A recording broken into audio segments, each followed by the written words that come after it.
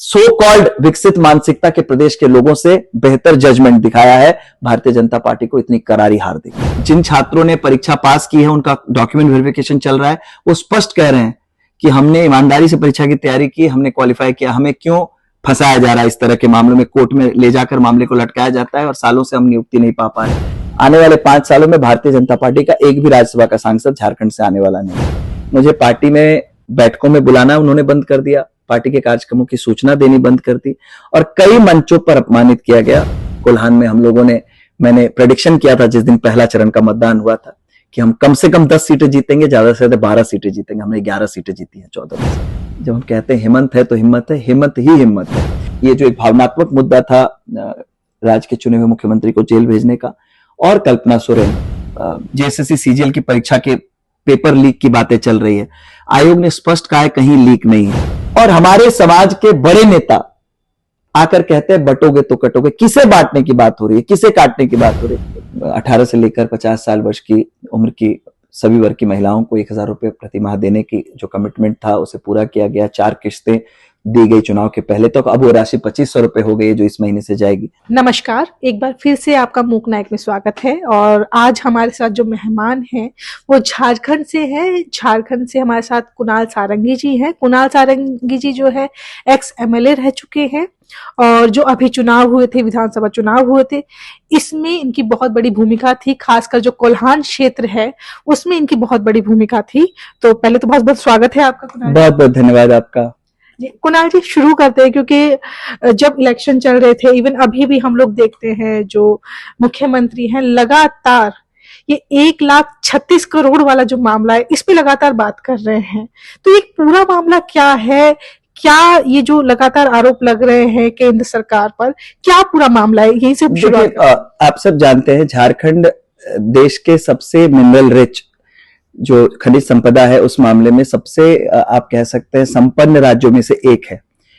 तो निश्चित रूप से जो रॉयल्टी होती है, हमारा जो खनिज पदार्थ पूरे देश में जाता है, पूरे देश की बिजली हमारे कोयले से आती है और जो कई तरह से झारखंड कंट्रीब्यूट करता है देश की इकोनॉमी में, देश के विकास में, तो हमारा ये दावा बनता है कि जो रॉयल्टी का हिस्सा हमारे राज्य के हिस्से में आना चाहिए वो हमें मिलना चाहिए, जो ड्यू है हमारा। तो ये जो 1,36,000 करोड़ की राशि बार बार माननीय मुख्यमंत्री महोदय ने चुनाव के समय में कहे कि केंद्र के पास बकाया है, अगर ये राशि झारखंड को मुहैया कराई जाए तो कई जन कल्याणकारी योजनाएं जो हैं, मैया सम्मान योजना समेत कई ऐसी जन कल्याणकारी योजनाएं हैं, विकास की योजनाएं हैं जिनको अमली जामा पहनाया जा सकता है।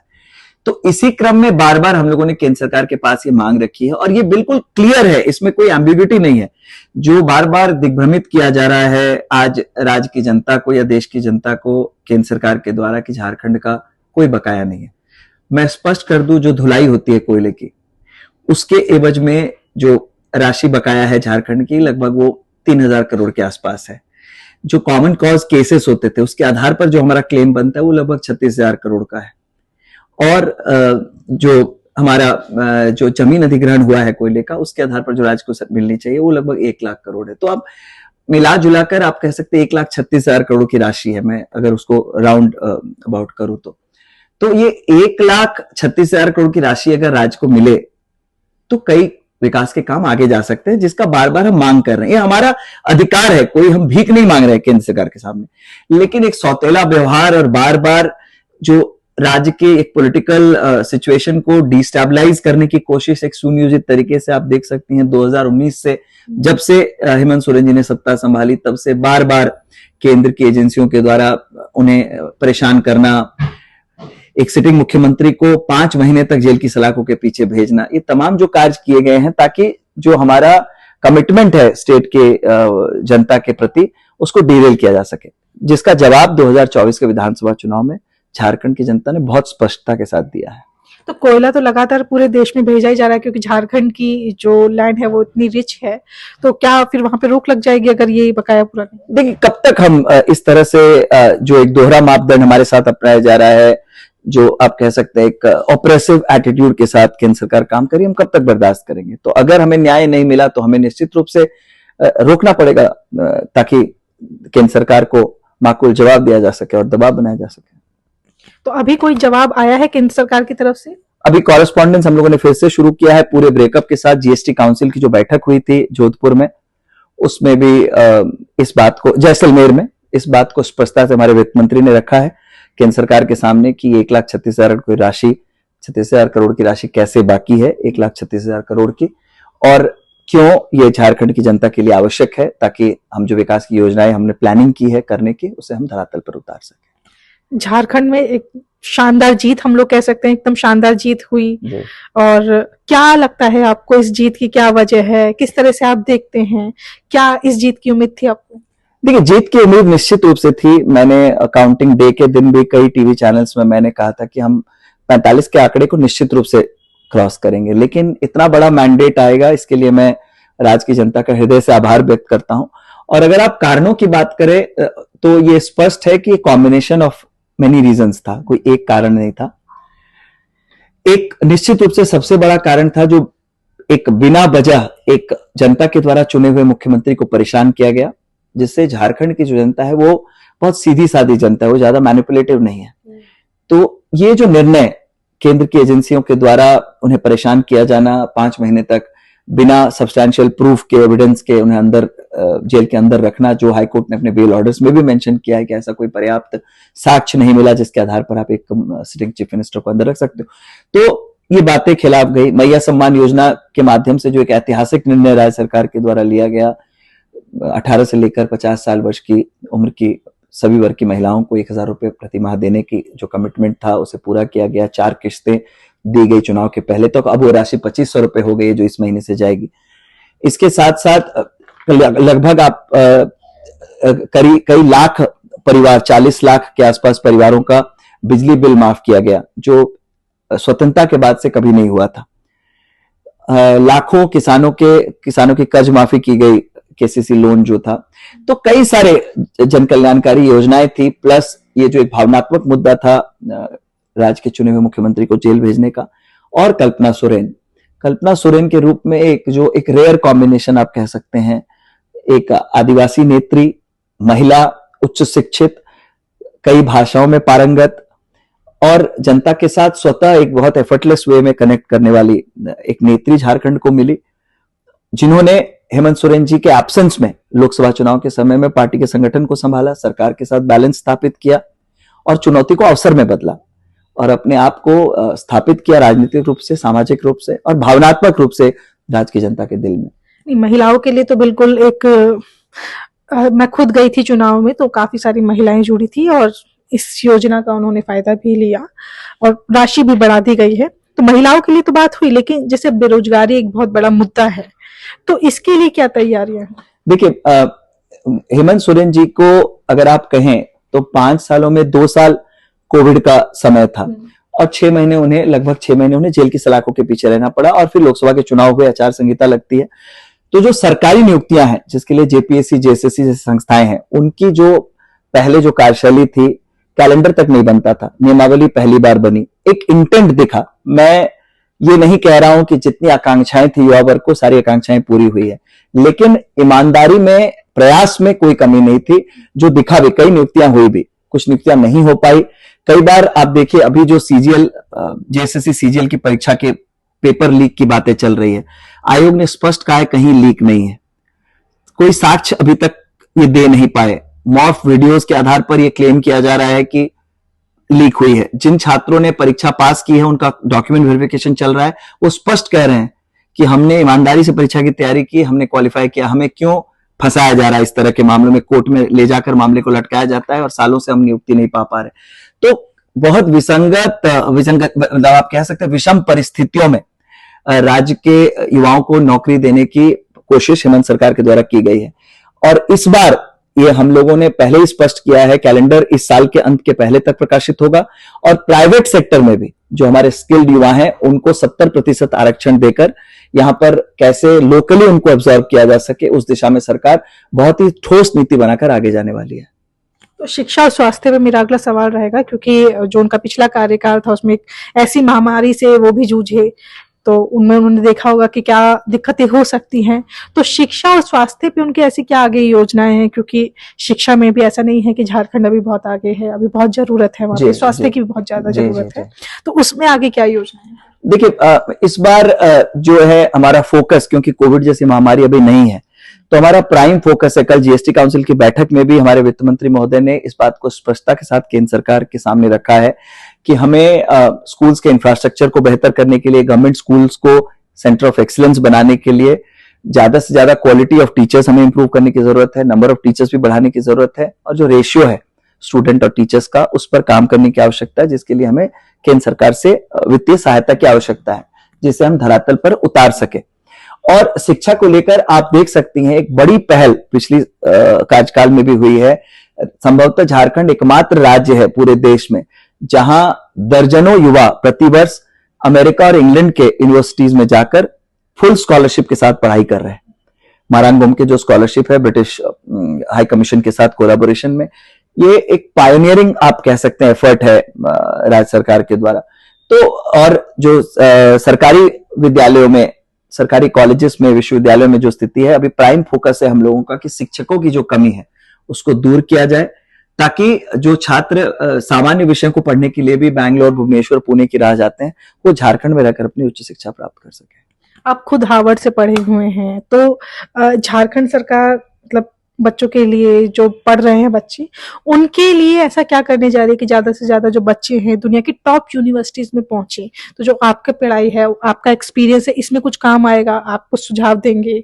मैं आपकी जानकारी के लिए बताऊं, जो स्कूली शिक्षा के मंत्री हैं वो मेरे जिले से ही हैं, रामदास सोरेन जी, और मेरे अभिभावक तुल्य हैं। और हम लोगों ने कई बार इस मामले को लेकर चर्चा भी की है, बैठकें भी की हैं कि आने वाले समय में बिल्कुल एक प्लान्ड वे में जो सरकारी विद्यालयों में शिक्षा की व्यवस्था है, जो गुणवत्ता है, उसको बेहतर बनाया जाए।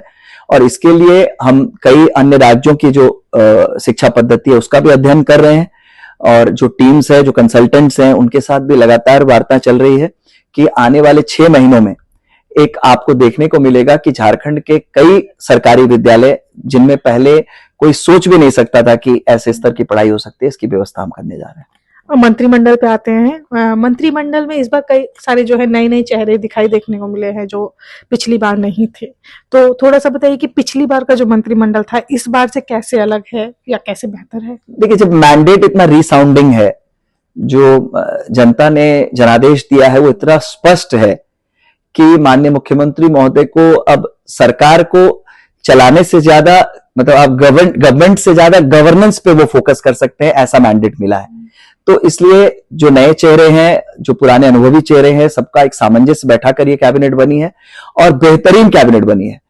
कई ऐसे सदस्य हैं जिन्हें कई सालों का अनुभव है, कई ऐसे युवा साथी हैं जिन्हें शायद गवर्नेंस में रहने का अनुभव नहीं है, लेकिन अन्य क्षेत्रों में काफी अनुभव रहा है। तो इसका एक सामंजस्य बैठाकर हेमंत सोरेन जी के नेतृत्व में ये सरकार बहुत ही बेहतरीन कार्य करने जा रही है आने वाले 5 सालों में। कल्पना सोरेन को मंत्रिमंडल में नहीं रखा गया है, तो इसके लिए क्या मुख्यमंत्री कुछ अलग प्लान कर रहे हैं, उनके लिए कुछ अलग सोच रहे हैं? देखिए, मंत्रिमंडल में कौन रहेगा ये विशेषाधिकार होता है, पूरी तरह से ये प्रेरोगेटिव जो है वो माननीय मुख्यमंत्री महोदय का होता है।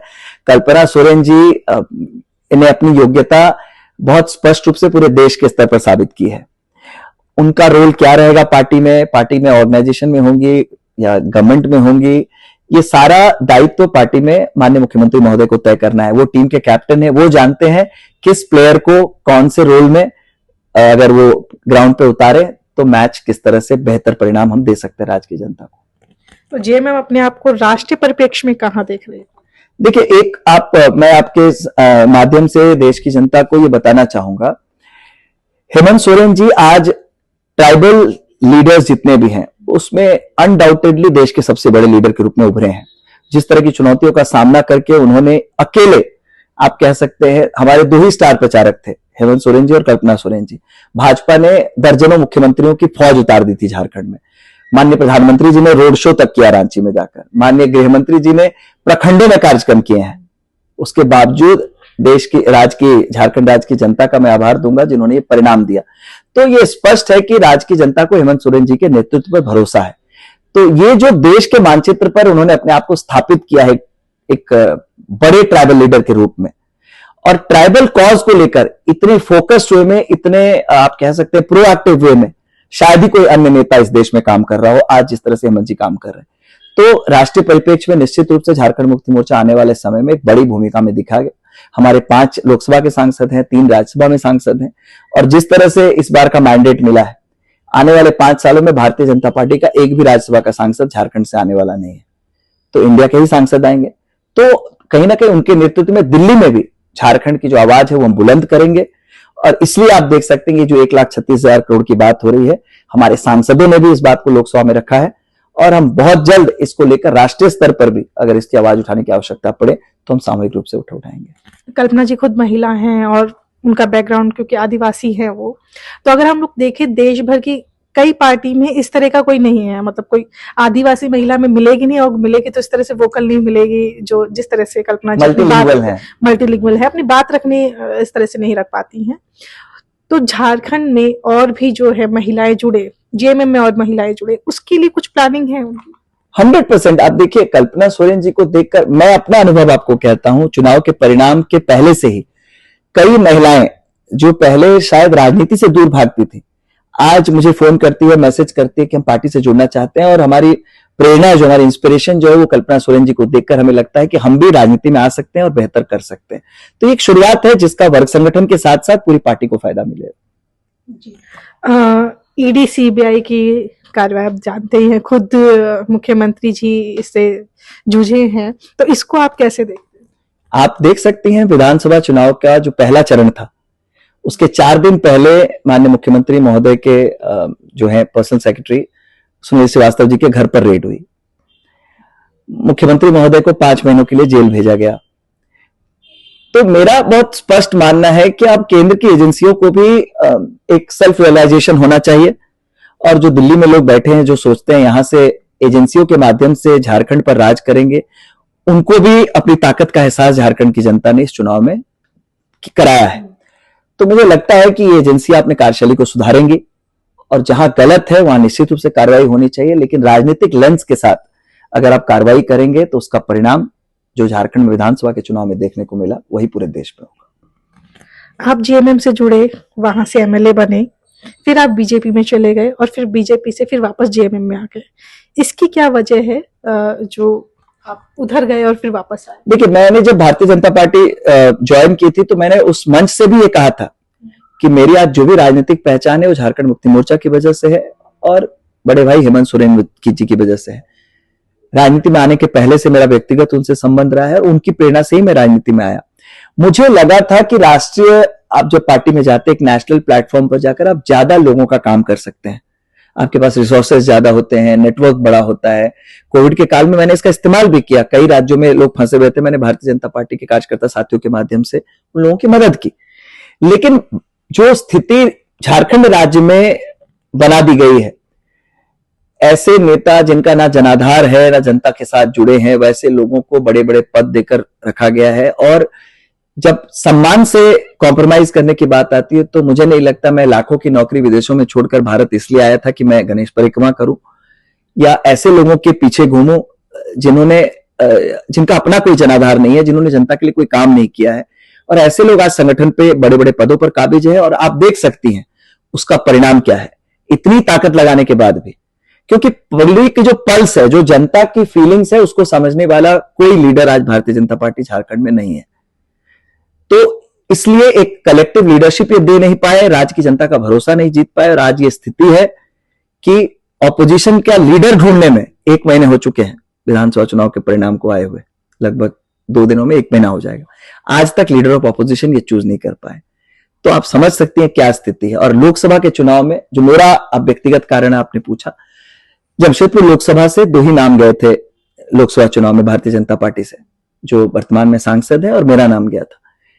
उसमें मेरी कोई गलती नहीं थी, ना मेरा कोई रोल था। नाम जो रेकमेंड हुआ था उनका पार्टी का सर्वे था, मीडिया एजेंसीज का सर्वे था, जिसके आधार पर मेरा नाम भेजा गया था। लेकिन जैसे ही मेरा नाम भेजा गया उसके बाद से मुझे पार्टी में बैठकों में बुलाना उन्होंने बंद कर दिया, पार्टी के कार्यक्रमों की सूचना देनी बंद कर दी और कई मंचों पर अपमानित किया गया मुझे, और मेरे जो कार्यकर्ता साथी थे उन्हें अपमानित किया गया। तो कई दिनों तक मैंने उस व्यवहार को बर्दाश्त किया। बीजेपी की तरफ जी, स्टेट लीडरशिप के सामने सारी बातों को स्पष्टता के साथ रखा कि मेरी क्या गलती है अगर मेरा नाम लोकसभा के लिए रेकमेंड होता है तो जब ये बातें स्टेट की लीडरशिप के सामने मैंने रखी और कोई संज्ञान नहीं लिया गया और वैसी ही चीजें चलती रही, तो एक समय के बाद मुझे लगा कि शायद पार्टी को मेरी आवश्यकता नहीं है और इतने अपमान के साथ राजनीति करना मैं स्वीकार नहीं कर सकता हूं।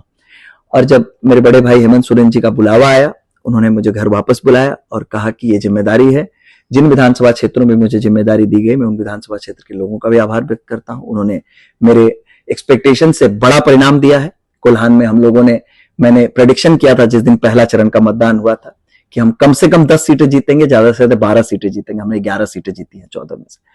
तो मुझे खुशी है कि हेमंत सोरेन जी को फिर से मुख्यमंत्री बनाने में गिलहरी की भूमिका मैंने भी निभाई है। और मैं अपने घर वापस आकर बिल्कुल मेंटली, पॉलिटिकली, सोशली हर तरह से बिल्कुल एट पीस हूं। और आने वाले समय में झारखंड के विकास में मेरी जो भी सहभागिता हेमंत सोरेन जी को लगेगी उचित है, मैं वो सहभागिता सुनिश्चित करूंगा। अगर भविष्य में कभी फिर से मौका मिला और बीजेपी ने कहा कि आप आइए हमारे पास और हम आपको एक बड़ा पदभार देंगे, तब क्या करेंगे? मैंने जिस दिन परिवार में वापस में आया तो मैंने ये स्पष्ट कहा था, जब तक है जान तब तक रहेगा मेरे हाथों में तीर कमान। इसलिए जब तक जीवित हूं मैं झारखंड मुक्ति मोर्चा में रहूंगा और हेमंत सोरेन जी के कंधे से कंधा मिलाकर राजनीति में अपना योगदान दूंगा। जीएमएम में अब आपको किस तरह की जिम्मेदारी मिल सकती है? देखिए, ये तो मैंने आपको पहले भी कहा, कैप्टन को डिसाइड करना है किसे फर्स्ट डाउन भेजना है। कुछ तो रहा होगा ना कि हाँ मुझे ये मैंने कहा ना, मैं बहुत खुश हूं कि उन्होंने मुझे वापस अपने परिवार में शामिल किया है, मुझे जिम्मेदारी दी है। जो जिम्मेदारी वो जब देंगे मैं उस जिम्मेदारी को निभाऊंगा। चलिए, ये बहुत अच्छा है। अगले सवाल पे हम लोग आते हैं।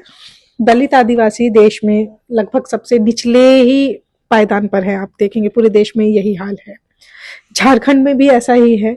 तो झारखंड के दलित आदिवासियों को ऊपर लाने के लिए क्या योजनाएं हैं, सरकार क्या कर रही है, क्या अगले कदम उनके हो सकते हैं? देखिए, मुझे आज भी लगता है सबसे बड़ा जो पावरफुल टूल है जो हमारे समाज के मेन स्ट्रीम से जो छूटे हुए लोग हैं उनको मेन स्ट्रीम में लाने का, वो है शिक्षा। शिक्षा से बड़ा वेपन उनके पास कुछ नहीं है। जब वो शिक्षा लेंगे तो खुद अपने अधिकार के लिए लड़ना सीखेंगे और अपनी बातों को स्पष्टता के साथ रख सकेंगे। जो आदिवासी कल्याण को लेकर तमाम योजनाएं हैं, उन योजनाओं को प्राथमिकता के साथ हम धरातल पर उतारेंगे। और सबसे बड़ी जो हिम्मत की बात है, जब हम कहते हैं हिम्मत है तो हिम्मत है, हिम्मत ही हिम्मत है। जब राज्य के मुख्यमंत्री की हिम्मत हमारे आदिवासी भाइयों के साथ, हमारे दलित भाइयों के साथ है, तो मुझे नहीं लगता है कि उन्हें किसी भी तरह से झारखंड में असहज महसूस करने की आवश्यकता है, असुरक्षित महसूस करने की आवश्यकता है। सरकार हर कदम पर उनके अधिकारों को लेकर उनके साथ खड़ी है, चाहे वो सामाजिक क्षेत्र में हो, शिक्षा के क्षेत्र में हो, स्वास्थ्य के क्षेत्र में हो। हम हर तरह से सभी वर्गों को साथ लेकर चल रहे हैं और जिसमें आदिवासी और दलित जो समुदाय के लोग हैं उनको कैसे हम मेन स्ट्रीम में लाएं, हर संभव पहल सरकार के द्वारा की जा रही है। ये समय जब इलेक्शन थे तब बांग्लादेशी घुसपैठी वाला मामला बहुत उठा था उस समय, तो बीजेपी की तरफ से बहुत जोर शोर से उठाया भी गया था। तो इस पूरे विवाद को आप कैसे देखते हैं? क्या रहा, क्या इसी वजह को जो बीजेपी ने इसको लगातार उठाया था, आपको लगता है कि यही एक बड़ी वजह थी हार की? ये बड़ी वजह भी थी और ये एक वेकअप कॉल भी है उनके लिए। आप मीना जी चुनाव के 6 महीने पहले चले जाइए, जब आदरणीय चंपई सोरेन जी राज्य के मुख्यमंत्री थे। अभी चंपई सोरेन जी भारतीय जनता पार्टी में मुख्यमंत्री थे, तब किसी को नजर नहीं आया बांग्लादेशी घुसपैठ। चुनाव खत्म हो चुके हैं, 23 नवंबर से लेकर आज हम 21 दिसंबर है। भाजपा के किसी नेता के मुंह से आपने फिर से बांग्लादेशी घुसपैठ की बात सुनी है? ये चुनावी स्टंट है। और मुझे तो हास्यास्पद लगता है, देश के गृह मंत्री आकर कहते हैं घुसपैठ हो रही है। सीमाओं की जिम्मेदारी किसके पास है? और अगर घुसपैठ हुई है तो किसने रोका है केंद्र सरकार को? आप जांच करें। हाईकोर्ट ने स्पष्ट कहा कि कोई साक्ष्य नहीं है। आप कह रहे हैं राज्य सरकार की जिम्मेदारी है। झारखंड की कोई इंटरनेशनल सीमा ही नहीं है, कोई इंटरनेशनल बॉर्डर ही नहीं है झारखंड के साथ, तो बांग्लादेशी घुसपैठ कैसे हो रही है? और अगर घुसपैठ हो रही है उसके लिए तो गृह मंत्रालय जिम्मेदार है जो केंद्र सरकार के पास है। तो इस तरह के अप्रासंगिक मुद्दों को राज्य की जनता के समक्ष रख के उसका रियलिटी चेक इन लोगों ने कराया है विधानसभा चुनाव में, इसलिए आप उसका हालत देख सकती है। अभी कोई बात उस पर नहीं कर रहा है।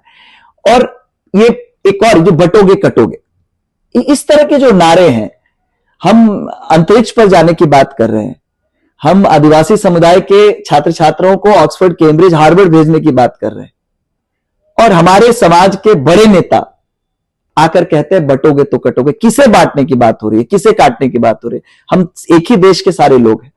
तो ये जो नैरेटिव्स हैं ये अब रेजोनेट नहीं करते हैं देश की जनता के सामने, राज्य की जनता के सामने, जिसका मैं झारखंड की जनता को बधाई दूंगा जिस झारखंड को समझा जाता है कि वहां लोग बहुत पढ़े लिखे नहीं होते हैं, बहुत विकसित मानसिकता के नहीं होते हैं, उन्होंने तो कई सो कॉल्ड विकसित मानसिकता के प्रदेश के लोगों से बेहतर जजमेंट दिखाया है। भारतीय जनता पार्टी को इतनी करारी हार देगा। अच्छा, अभी एक मामला बहुत चल रहा है, आपने देखा होगा, अमित शाह जी ने कहा है अंबेडकर अंबेडकर करते हैं, अगर इतना नाम भगवान का लेते तो आपको 7 जन्म के लिए स्वर्ग मिल जाता। इस मामले पे झारखंड सरकार का क्या स्टैंड है, आपका क्या स्टैंड? शर्मनाक है, शर्मनाक है। देश के गृह मंत्री जी को इस तरह के बयान नहीं देने चाहिए। अंबेडकर कोई जोक नहीं है, अंबेडकर कोई मजाक नहीं है कि आप उसका इस तरह से लोकसभा के पटल पर आप बात कर रहे हैं और कह रहे हैं अंबेडकर अंबेडकर अंबेडकर। 100 बार हम कहेंगे अंबेडकर अंबेडकर, क्यों नहीं कहेंगे? और इतनी ही अगर इनको होती कि नहीं, अंबेडकर जी के मूल्यों से, उनके सिद्धांतों से इतना सरोकार इनका होता, तो आज ये मानसिकता बटोगे तो कटोगे। और ये बताएं कि दलित समुदाय का कितना प्रतिनिधित्व आज केंद्र के मंत्रिमंडल में है। जो भारतीय जनता पार्टी के पदाधिकारी हैं, पूरी पार्टी के, आप संगठन के पदाधिकारियों को देखें, सिर्फ सिंबोलिज्म होता है ट्राइबल्स के नाम पर। राष्ट्रपति द्रौपदी मुर्मू जरूर बनाई गई हैं, निश्चित रूप से बहुत सराहनीय पहल है। और आपको याद होगा राष्ट्रपति के चुनाव में झारखंड मुक्ति मोर्चा ने पार्टी लाइन से हटकर द्रौपदी मुर्मू जी का कैंडिडेचर का समर्थन किया था। लेकिन क्या सिर्फ बड़े पदों पर आदिवासी समुदाय के लोगों को स्थापित करके हम आदिवासियों के दिल में जगह बना सकते हैं? आप परिणाम देख लीजिए झारखंड में। तो इनका जो शैडो ये सिंबोलिज्म है, जो काम करने में कुछ और है और जो इनकी मानसिकता है वो कुछ और है। तो ये जो चीजें हैं ये अब पर्दाफाश हो चुका है, ये एक्सपोज हो चुके हैं। तो इसलिए आज केंद्रीय गृह मंत्री की जो दिल की बात है वो कहते कहते लोकसभा के पटल पर उनके मुंह से निकल गई है। अब तो तीर निकल चुका है, अब माफी मांगनी चाहिए उन्हें। तो वहां पे भी कुछ क्योंकि कई राज्यों में प्रोटेस्ट हो रहे हैं इसके लिए। बिल्कुल, झारखंड में भी हुआ है, झारखंड में भी हुआ है। हमारी पार्टी ने भी प्रोटेस्ट किया है, कई जिलों में गृह मंत्री जी का पुतला दहन किया गया है। और मेरा स्पष्ट मानना है कि देश के गृह मंत्री को, जो हमारे संविधान निर्माता हैं, अगर उनका नाम कोई 100 बार भी ले रहा है, ईश्वर आ नहीं सकते हैं, लेकिन उनके बनाए संविधान की वजह से आज समाज के पिछड़े वर्ग के लोगों ने मुख्य धारा में जगह बनाई है, तो शायद ईश्वर का माध्यम वही है उनके लिए। तो ऐसे व्यक्तित्व के बारे में इस तरह की सस्ती बयानबाजी, वो भी लोकसभा के पटल पर, यह दुर्भाग्यपूर्ण है।